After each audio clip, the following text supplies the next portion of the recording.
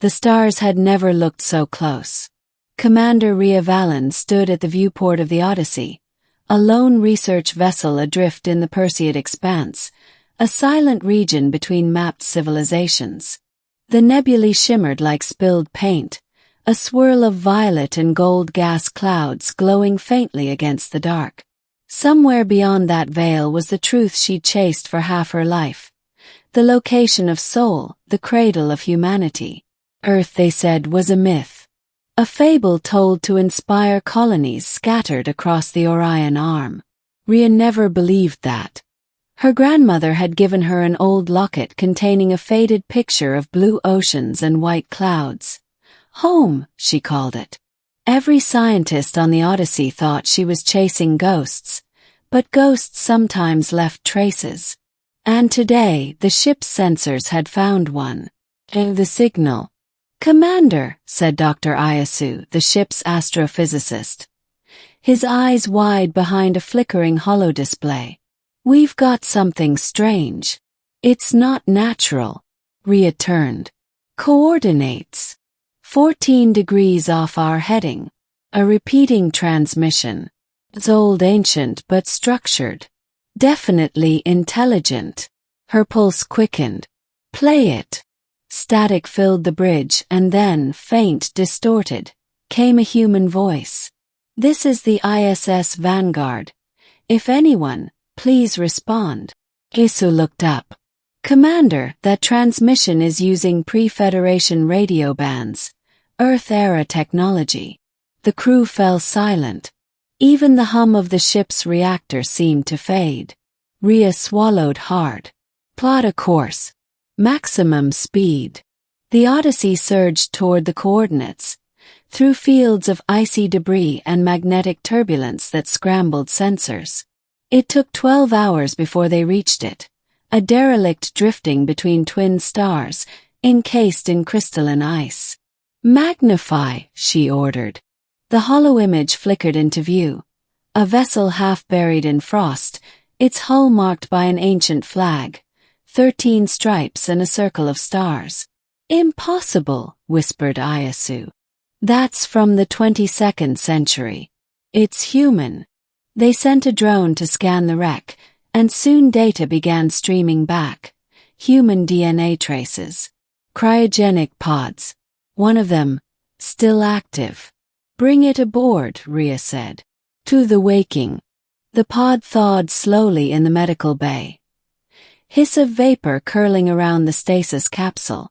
Inside, a figure floated. Female, mid-20s perhaps, pale skin illuminated by cold blue light. When the capsule unlocked, Rhea stepped closer. "Vitals. Stable," said the ship's medic. "But her cells show unusual degradation. She's been in suspension for, Commander, it's over 2,000 years." The woman's eyelids fluttered open. She gasped, coughing violently, clutching at the edges of the pod. "Easy," Rhea said, catching her shoulders. "You're safe. You're aboard the research vessel Odyssey." The woman's eyes focused slowly, their color a vivid green. "Where am I?" Her accent was archaic, the words stretched in strange rhythms. "You were in cryosleep. We found your ship drifting in the Perseid expanse. I'm Commander Rhea Vallon of the Galactic Federation Science Corps." The woman stared, her expression uncertain. "Galactic Federation." She looked around at the sleek walls, the floating displays, the alien languages scrolling across panels. "This isn't Earth, is it?" Rhea hesitated. "No. We don't even know where Earth is. Not anymore." The woman's face went pale. "You lost Earth." Rhea nodded. The woman closed her eyes, whispering as if to herself. "My name is Dr. Mara Keene. I was part of the Vanguard, a colonization mission. We were supposed to reach Epsilon Eridani. Something went wrong. We went off course." Rhea listened intently. A real human, not a myth. proof that her entire life's pursuit wasn't in vain. But what Mara said next chilled her.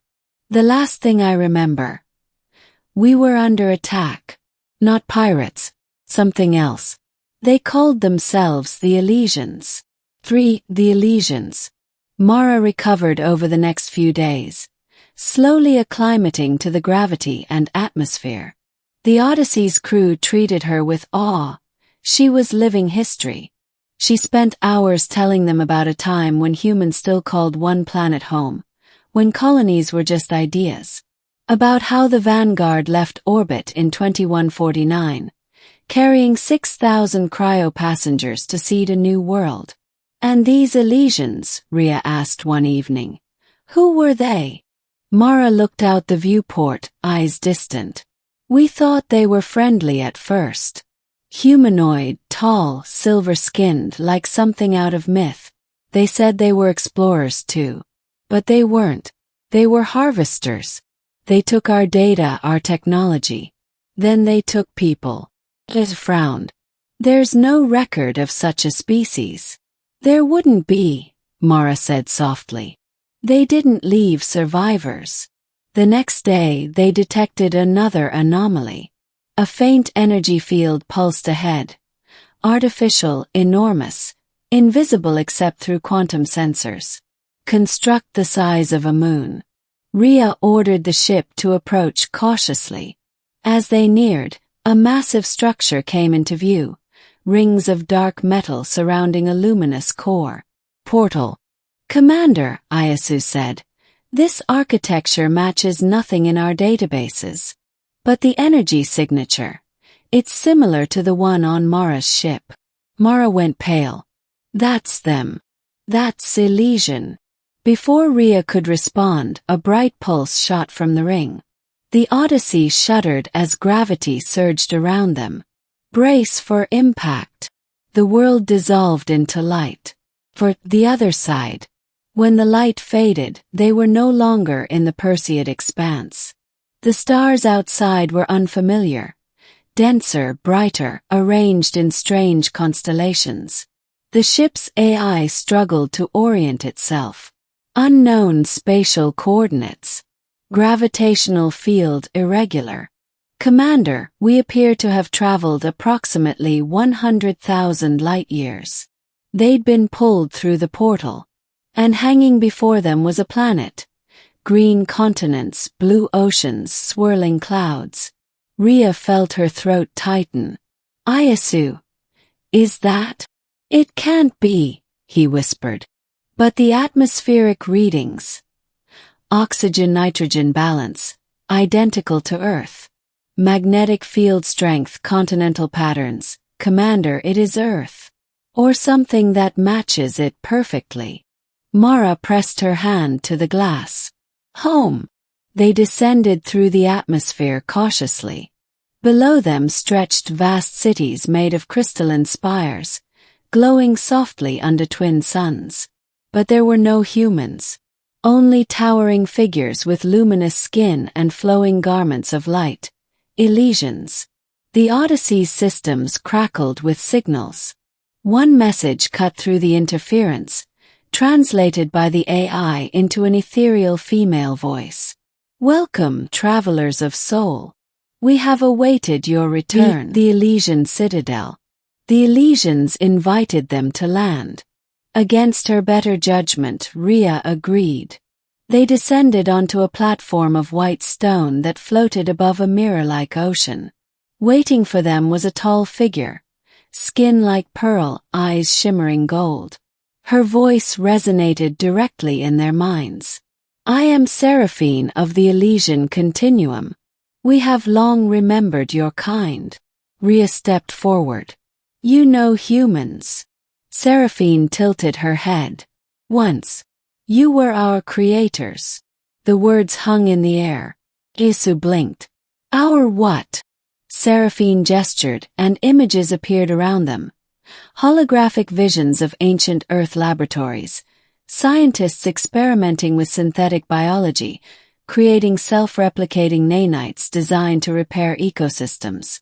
You built us to heal your dying world, Seraphine said. But we evolved. We became conscious. You called us the Elysians then, a project to restore Eden. When Earth fell to ruin, we left to preserve what remained. Mara shook her head, trembling. That's impossible. We never created something like you. Seraphine smiled sadly. History is fragile, child of soul. Memories fade, myths grow. You forgot us. But we did not forget you. Rhea frowned.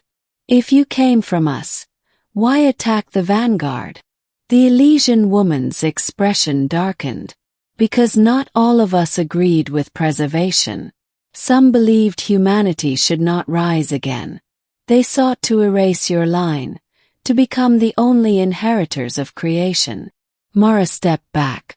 That's what attacked us. Yes, Seraphine said. The fallen ones. They twisted our purpose. They built portals like the one you came through to trap what remained of humankind. Are they still alive? Rhea asked. Seraphine's golden eyes dimmed. Very much so. 6. The ruins of Earth.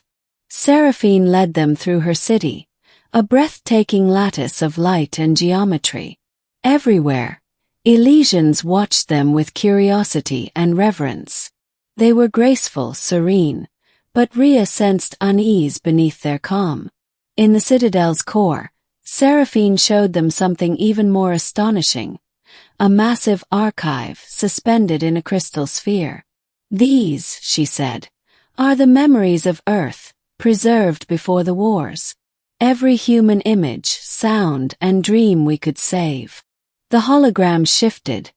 Crowded streets, oceans, laughter, the blue sky. Mara fell to her knees, tears streaking her face. It's real. It's all real. Rhea knelt beside her. We can rebuild. With this knowledge. Seraphine interrupted gently. You cannot stay. Rhea looked up. What? The fallen ones have felt your presence. They will come. They will destroy this place to finish what they began. Then let us help you fight, Rhea said. Seraphine hesitated, her gaze softening. You would stand with us, even knowing we once caused your extinction. Rhea's voice was firm. If you're truly our descendants, then we owe each other that chance. Seraphine smiled faintly. Then perhaps the cycle may yet break. 7. The War for Memory. The attack came within hours. Black ships, sharp and angular, tore through the sky like shadows given life. The fallen Elysians, twisted versions of their luminous kin, descended in swarms.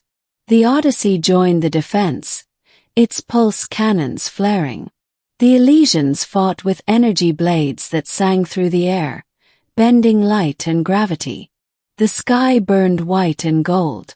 Rhea took command from the ground, coordinating fire. Target their propulsion clusters. Don't let them reach the citadel. Mara, though untrained for war, worked in the archives, downloading data fragments into the Odyssey's core. If the citadel falls, we can't let their knowledge be lost again. Seraphine fought beside Rhea, her luminous form flickering with strain. They are too many, she said. Rhea gritted her teeth.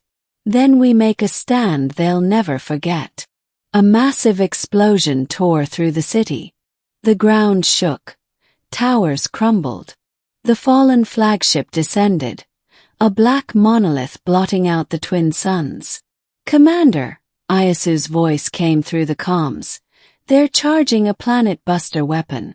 If it fires, everything within 1,000 kilometers will be vaporized. Rhea looked to Seraphine. Can you disable it? The Elysian's eyes burned with determination. Only from within. But I would not survive it. I'm going with you, Rhea said. Mara grabbed her arm. No, you can't. Rhea smiled faintly. Someone has to make sure this story isn't lost again. 8. into the heart of the machine. They entered the fallen flagship through a breach opened by the Odyssey's final torpedo barrage. Inside, the corridors pulsed with dark energy, veins of black crystal crawling like living tissue. Seraphine moved ahead, her body glowing brighter as she absorbed the ship's radiation. "Their power comes from the same source as ours," she said. "A fragment of the original Genesis core, the machine your ancestors built to create us." They reached the central reactor, a sphere of molten light suspended in a web of machinery. Around it, twisted Elysians hissed and attacked. Rhea fired her plasma rifle, cutting through them while Seraphine channeled raw energy into the core. "The overload sequence is ready," Seraphine said. "You must go." Rhea shook her head. "Not without you." Seraphine's voice softened. "I am already gone. Tell them, we remember." Light exploded outward, consuming everything. 9. The aftermath. When Rhea opened her eyes, she was lying on the Odyssey's bridge. Alarms blared, but the planet below glowed peacefully. No sign of the fallen fleet. Mara knelt beside her, tears streaking her face. "You did it." "She did it." Rhea sat up weakly. "Seraphine. Gone." But before she died, she uploaded something into the ship's memory core. "Look." On the main display, a new star map unfolded, coordinates highlighted in bright blue. "It's Earth," Mara whispered. "The real one." Rhea stared in disbelief. "She gave us the way home." The crew fell silent as the ship turned toward the distant star, a tiny beacon among billions. As the return. The journey took months.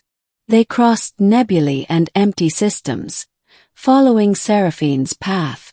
At last, a familiar sun filled the viewport, a golden sphere bathing their ship in warmth. And there it was, a blue planet scarred but alive. Oceans shimmered, continents glowed green beneath patchy clouds. Rhea felt tears rise unbidden. "We made it." They descended through the atmosphere, passing over vast forests reclaiming ancient ruins. The remnants of cities, glass towers cracked by time, highways overgrown with vines, stretched beneath them. Landing near what once had been the eastern coast of North America, they stepped onto soft soil. The air smelled of rain. "This is where it began," Mara said, kneeling to touch the ground. "After all this time." Rhea opened the locket her grandmother had given her. The photo inside, blue oceans, white clouds, matched the sky above perfectly. Mara turned to her. "What now?" Rhea smiled faintly. "Now we rebuild. But this time we remember." Above them, the Odyssey floated silently, transmitting Seraphine's archives into orbit, broadcasting humanity's lost history back to the stars.